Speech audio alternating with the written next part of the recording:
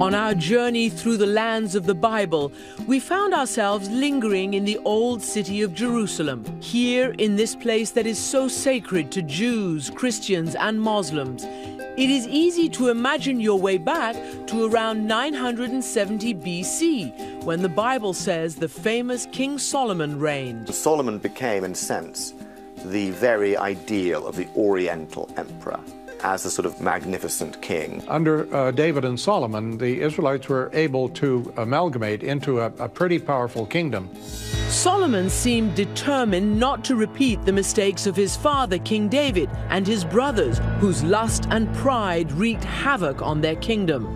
Solomon becomes the greatest king because he's of the Davidic dynasty, and yet he has none of the faults, none of the sins of David. Solomon is known as the man of peace. And a man of wisdom. Instead of killing his enemies, Solomon, we're told, married many of them, including a pharaoh's daughter.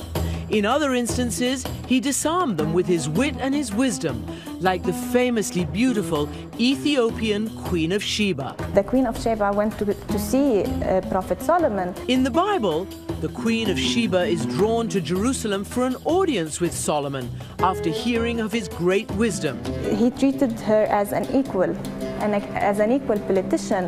He was not surprised by the fact that she is a queen and that she rules a nation. According to Ethiopian tradition, during their meeting, Solomon and Sheba became lovers, and the Ethiopian royal family descends from their union.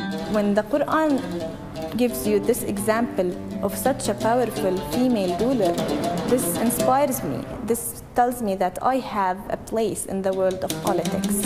And while it's possible that Solomon's wisdom may have attracted those seeking his counsel, so too would the temple that he's said to have built. Solomon's temple was, of course, an astonishing building. In the Bible, pages and pages are devoted to describing the temple. Solomon's temple, as far as we can tell, was built as a replica of the Garden of Eden, when human beings and gods lived close by one another. And through the ages, people have imagined what it might have looked like.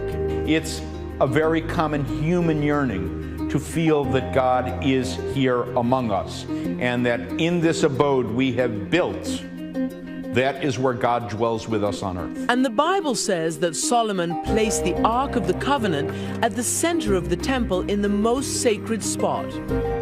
But it's said that the temple was destroyed when the Babylonians sacked Jerusalem around 600 BC.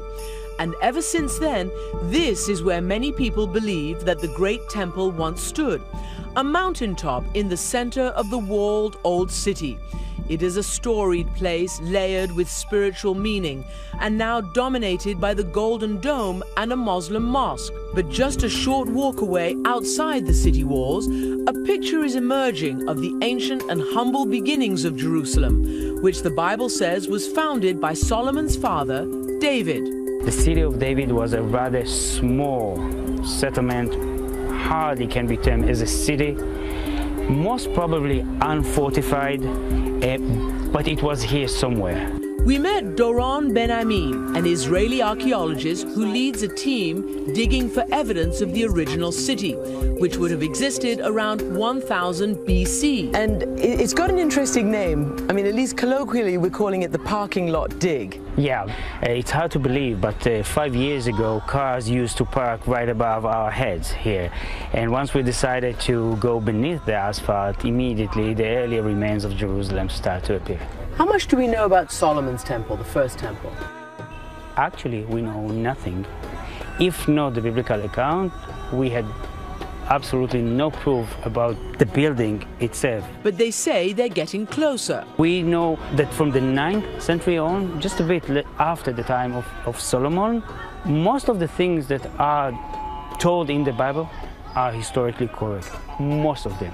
But we are still left with a huge, large question mark regarding the time of David and Solomon. One day maybe you'll find out. Or not. This is also an answer.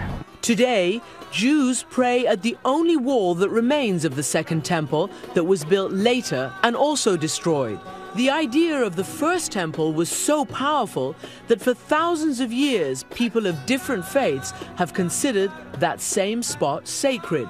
Even Muslims decided to build their sacred building on the same spot, on the same hill. Even though evidence of the temple or the man himself hasn't been found, most scholars believe there was a Solomon. But not the larger-than-life Solomon in the Hebrew Bible did not exist. He did not rule a vast kingdom. He did not build a huge capital city in Jerusalem.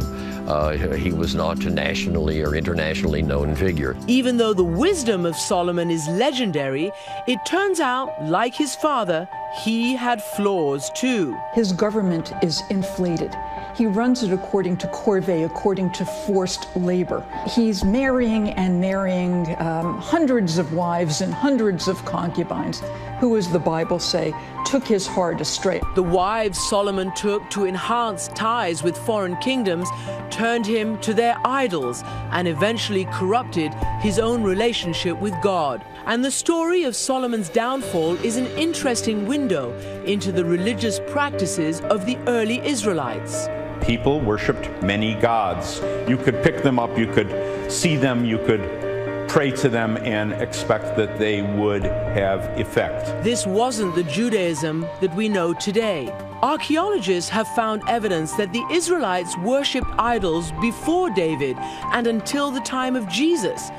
There are those who say, I suspect somewhat metaphorically, that we still worship false idols, whether it's money or fame or a big house or the right fashion, just the right pair of shoes. All of these could also be false idols.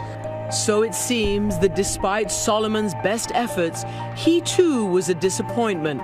And before he died, as a punishment, God told him the kingdom he loved would be no more.